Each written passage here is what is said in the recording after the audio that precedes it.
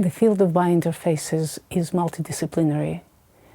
and it's actually a challenge to understand what we should teach our students to be very active in this field. I must say that my own approach to that is that I would always prefer to have students at very early stages, at undergraduate studies, to have depth in any of traditional fields, whether it's biology or chemistry or physics or engineering. But from that moment, if they move further to go to their PhD programs, master programs, this is the time to begin to understand that this is an interface and one discipline alone is not enough. And this is the time to try to get to other disciplines that are so critical to be able to work in this area.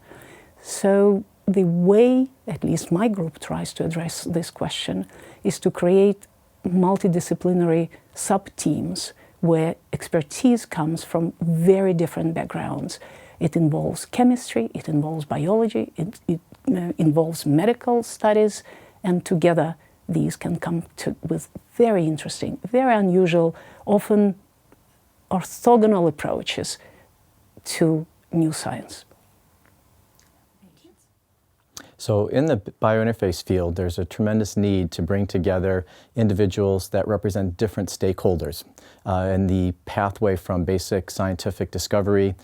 through translation, whether that be to clinical application or commercialization. And the reason why this is so important is that it's unlikely any one individual or any one discipline will be able to successfully take a new idea or concept all the way through to the end. We really need to have conversations among people that represent the different steps in this process so that from the very beginning stages, the strategy that's proposed and then pursued is something that has an opportunity to progress out of the laboratory